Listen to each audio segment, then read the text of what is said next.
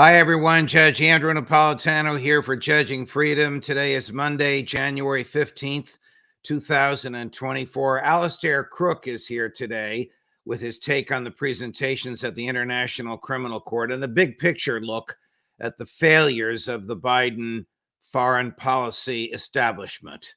But first, this. Judge Napolitano here. I love being a spokesperson for causes that I believe in, and one of them is the soundness of money. We don't have that anymore. The markets are casinos. The Fed is printing cash like it's going out of style. What is the government doing to my money? What is it doing to your money? Over $34 trillion in government debt, and that number goes up with every tick of the clock. The cost of living is unsustainable, and the cost of everything from eggs to bread is going through the roof no matter what the White House tells you. You can no longer trust the government or Wall Street or the bank. So how do you save now and for the future? Do what I did. Do your research. When I did my research, it led me to gold and silver, and that led me to Lear Capital, the leader in gold and silver since 1997. I know the folks at Lear. I work with the folks at Lear. I trust the folks at Lear. How do you reach them? 800-511-4620 or LearJudgeSnap.com. You'll have a very nice conversation with a very knowledgeable person.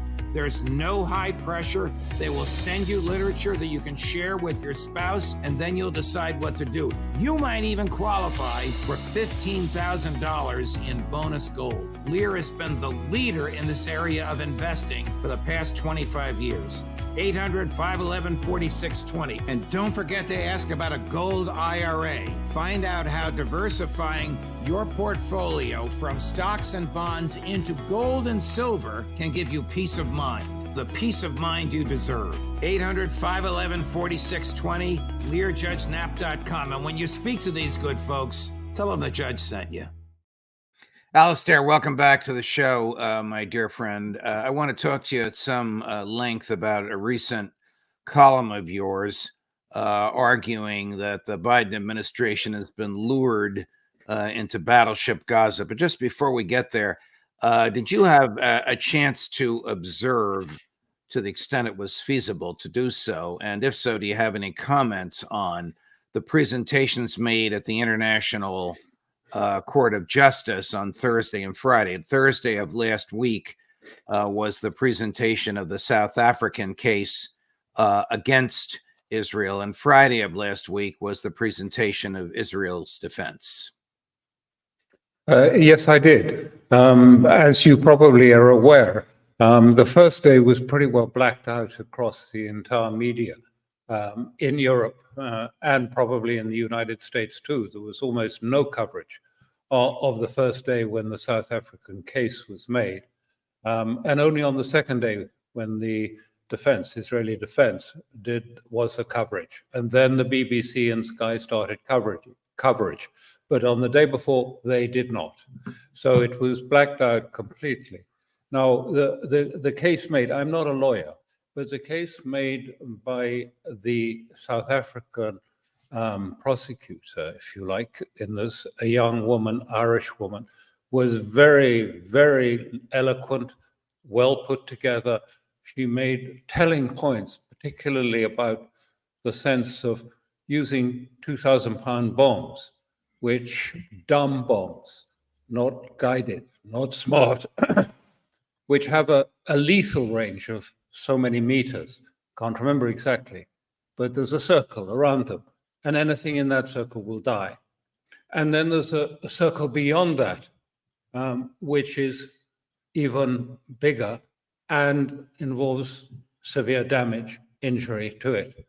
And the point she was making, that these bombs were being dropped, dumb bombs, no targeting, in sort of circles that overlapped. So it was just killing people, inevitably, simply by the mechanics of the bombs. And she said, this is an example. Why didn't they use smart bombs? Because the aim was not to be smart and target. The aim was to take advantage of these radius. Now, that was her case. That's what she made, but she made it very, very persuasively in the court. Isn't it troublesome that the Western media blacked out the South African presentations. I mean, for my production team to watch it, we had to go to Al Jazeera. None of the alphabet networks in the U.S., including the one for which I worked for 24 years, covered it. None. And now you're telling me the same thing happened in Western Europe. This is 2024, and these governments still think that they can block out news that they don't want us to hear? I think so, and I think it's getting even more. I think it's getting more pronounced.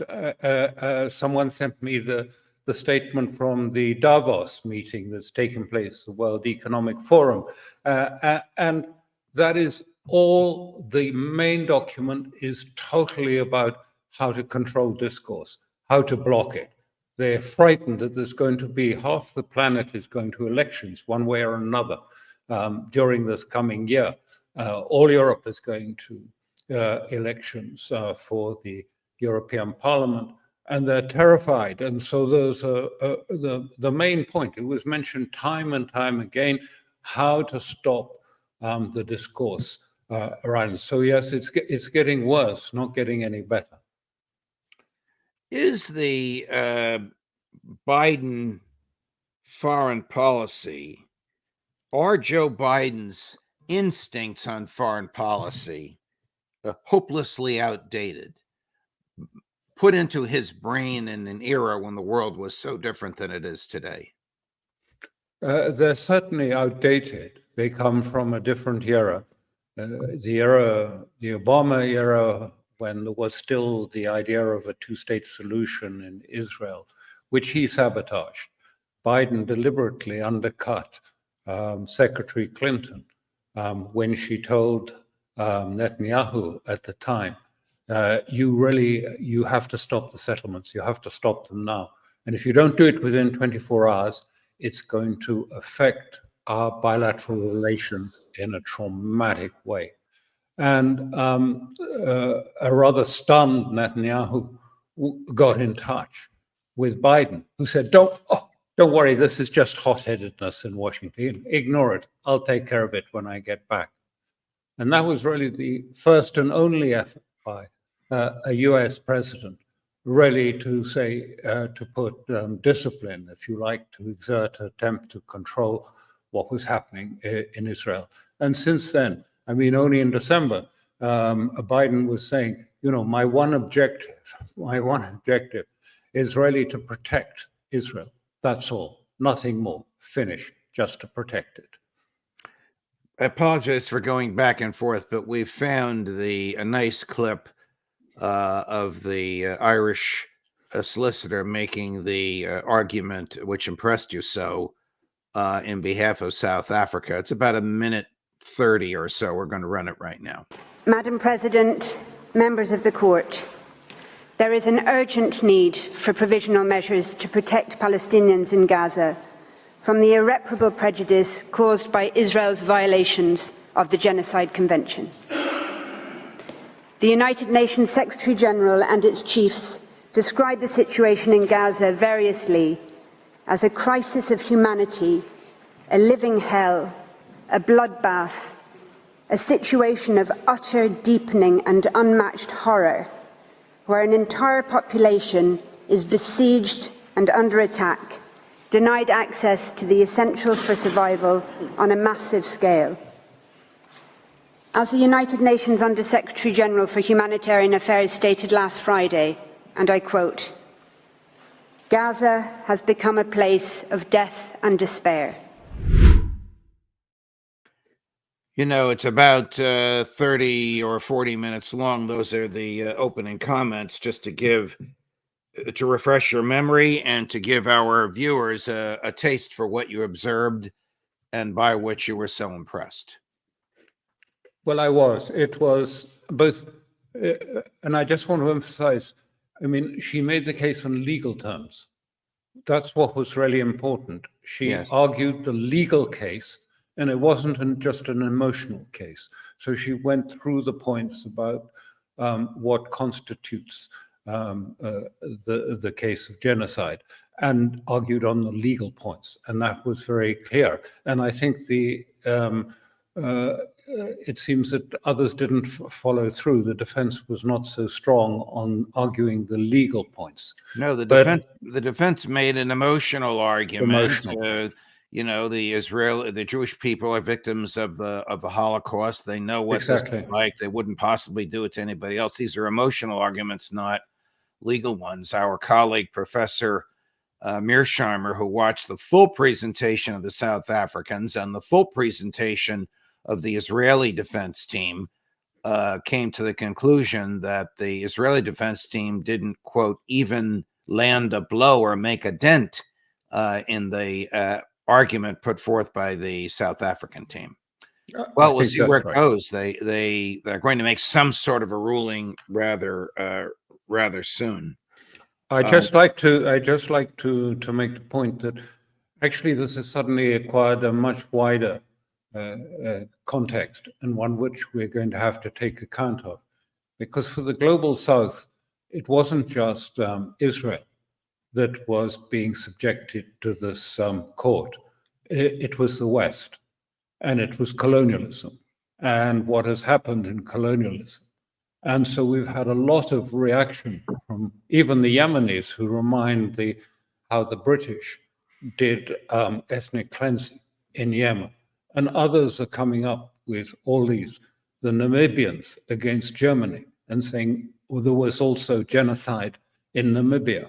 And so it's becoming a really, I think, in a way, a sort of a pivot about this next era. It's suddenly the global South has sort of become, back to the anti-colonial discourse, and this has fed it, even though it was nothing about anywhere else other than what was happening in Gaza.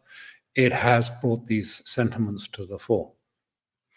We're going to play a little bit now of the opening statement by Tal Becker, who's the chief legal advisor for the Israeli Ministry of Foreign Affairs, maybe about a minute and a half. The State of Israel is singularly aware of why the Genocide Convention, which has been invoked in these proceedings, was adopted. Seared in our collective memory is the systematic murder of 6 million Jews as part of a premeditated and heinous program for their total annihilation. Given the Jewish people's history and its foundational texts, it is not surprising that Israel was among the first states to ratify the Genocide Convention without reservation and to incorporate its provisions in its domestic legislation. Well, you see where he was going, trying to make an argument from history. We'll see. We'll see how this ends up. But getting back to Joe Biden now, you were recounting an incident in which he was in Israel and Mrs. Clinton was in D.C. and she called up Netanyahu and said, stop the settlements in the West Bank, or it'll have a profound and perhaps catastrophic effect on the nature of our bilateral relationship. He turns to Joe and Joe says, don't worry about it. I'll take care of it when I got home. And when he got home, he did take care of it. And Mrs. Clinton was thrown under the bus by President Obama after he heard from Joe. Do I basically have that right? You've got it exactly right. That's what's happened. And there were other occasions when he intervened to stop a two-state solution being put on the agenda. This is the same Joe. I'm switching gears a little bit now to Putin, but I'm focusing on the president's mentality, who has such anger and bile and hatred toward Putin. What is the genesis of that? Oh, well, I think it goes back to the fact that, put very basically, I think he finds it difficult that Putin is such the smartest man in the room. And that is something that he doesn't like. And of course, the other thing was this deep feeling. It was expressed, I think, I may have got this wrong, but Kagan or someone early, one of the neoconservatives, who said, we've been suckered by Putin. He's tricked us because we thought he was going to be a sober Yeltsin. And it turns out he's something quite different. We've just been suckered by him. And there was a great deal of anger expressed by him, too, about that. Has the American foreign policy establishment been suckered by Netanyahu? Has it been drawn into what you have referred to as Battleship Gaza? I'm not sure how widely that is true, but yes, they have. I mean, and Netanyahu is adept at managing Westerners and Western politicians. He knows a lot of the Congress by their names and has been dealing with them. He speaks the right language. He's been extraordinarily good at twisting and managing European and American politicians. And I think that he is doing that now, gradually pulling the United States where it doesn't want to go, into a wider war, a war that could lead to devastating consequences as it widens. And it is widening. It's widened in Yemen over the last few days, will continue to widen in Lebanon, and in Iraq, where there were attacks and where the Iraqis fired cruise missiles into Haifa and attacked the refinery in Haifa, setting it on fire. So, I mean, it is getting wider. And one of the things that happened, which is very important over this weekend, when Secretary Blinken was having the discussions in Israel, was he was told very clearly, both by the president and by Gantz, the minister in the cabinet, that Israel stands by their decisions not to allow the threats to continue from Gaza and Lebanon. So there it is. It was said outright. This is on the agenda. This is what's going to happen, and we are going to do it. Can Israel legally attack Lebanon? They're both members of the United Nations. I mean, for that matter, can the United States legally attack Yemen? Both members of the United Nations. No, is the simple answer to that. No, they're not, because this would be an invasion, an illegal invasion, contrary to international law. And certainly if civilians were attacked and killed, then it would be a war crime as well. But this is, he intends to push. First of all, they try by diplomatic means, but over this weekend, the US envoy, Hochstein, made it clear that he's not going to succeed in getting a diplomatic solution, i.e. voluntary disarmament by Hezbollah. I don't think anyone thought he would. But anyway, he's failed to do that. And so Israel has now put, through the president and through the minister Gantz, Biden and the White House on notice that he is going to push and settle and bring calm to southern Lebanon, south of the Litani, so that all the residents, the 200,000 residents who are now living in hotels near the Dead Sea, will be able to return to their homes in the north of Israel. That's what Golan, the defense minister, has promised them, that they can go home. And they're saying, we won't go home, not with Hezbollah, just over the fence on the other side. Could be just like 7th of October, again happening, except it would be from the north, and it would be Hezbollah and not Hamas. We're not going back. So they are committed to moving Hezbollah away from the border, over the Litani. In fact, it won't make much difference, not a great deal, because, I mean, Hezbollah has made long-range missiles, not just short-range missiles. They're using short-range missiles at the moment to attack into a limited area in the north of Israel. But if they want to, they can switch and start to use. They have 150,000 stock of missiles, according to US estimates. And they've certainly got long range. In fact, they have missiles that can cover the whole of Israel in their armament. Is it part of Amos Hawkin's charge to talk Hezbollah into disarming? I mean, that would be impossible. Well, he can't. Mr. Hawkin is the principal negotiator for the United States. He was born in Israel. He fought for the IDF. He has joint Israeli-American citizenship. Whether he's the appropriate person for this or not, I don't know. Joe Biden made that choice, or Tony Blinken, or somebody. in the hierarchy, but it would be inconceivable that he could talk them into laying down their arms. Inconceivable, and inconceivable that they would move from southern Lebanon. You know, they are part of the fabric of life there. They've been there for 500 years. They're not about to leave. It was from families from the south that actually staffed and made the Safavi regime in Iran in the 1700s. They took the families from there to do the legal process, the universities, and to start the state at that time. They're not about to leave that area and go north. And anyway, Hochstein didn't talk to Hezbollah. He only talked to the Lebanese Christian authorities, who are provisional anyway, because there's no legal government at the moment in Lebanon. So they don't have authority in any case. And they're not going to move Hezbollah out of the south. Let's look at the other side of Israel. There's this strip of land along the Israeli, well, it's Gaza, Israel, and Egypt, called the Philadelphia Corridor. Yeah. I don't know if you know the origin of that name. I don't. And maybe it's a funny or fascinating story. Maybe it's benign.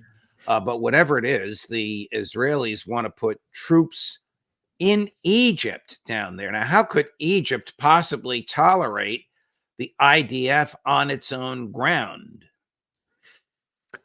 Well, because they're accustomed to tolerating the provisions, the demands of Israel. They've been doing this for a long time, and they usually say yes to Israel. So I wouldn't be at all surprised if this is what happens. And because I think what it reflects is in the cabinet, there was a raging row in these last days, I mean, in the Israeli cabinet. And some of the cabinet members are furious that 80 trucks or whatever it was, 40 or 80 trucks should have crossed Rafah with humanitarian aid for the Palestinians, because it says this is reducing our leverage on Hamas to release hostages. They need to be short of food, and they need to be short of all the provisions of life, so that under this pressure, they have no choice but to give up our hostages. So this is what it's all about, is to sort of, because they feel that too many humanitarian, too much food, too much water, and for goodness sake, there's about a quarter of the population there who are starving.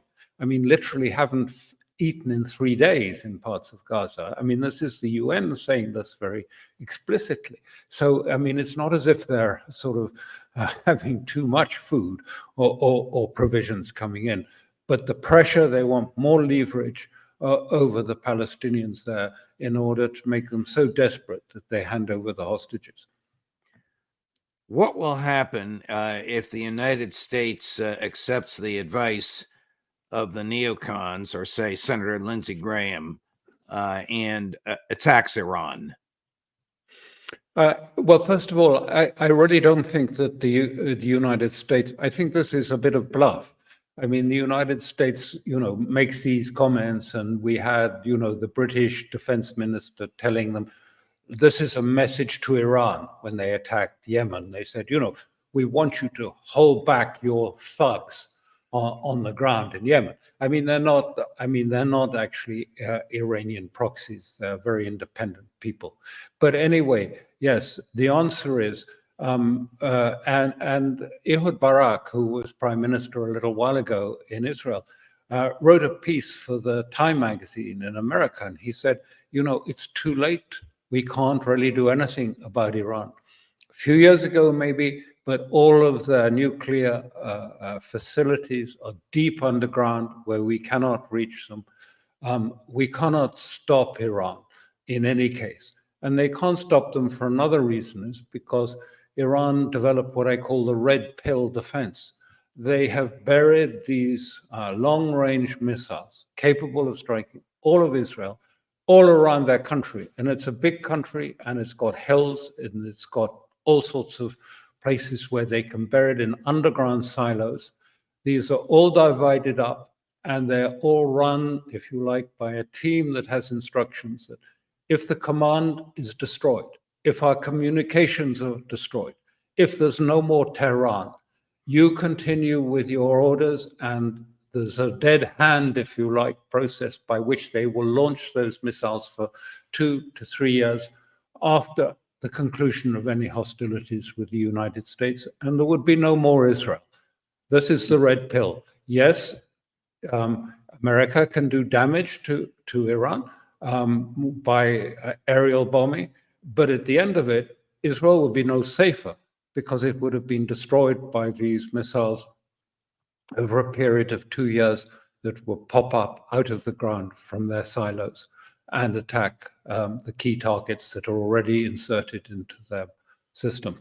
They've been doing this for 20 years, by the way, planning this for 20 years. If former Israeli Prime Minister Ehud Barak, who's also a former general in the IDF, understands this, does Benjamin Netanyahu understand this? Does Joe Biden, do Tony Blinken and Jake Sullivan understand this?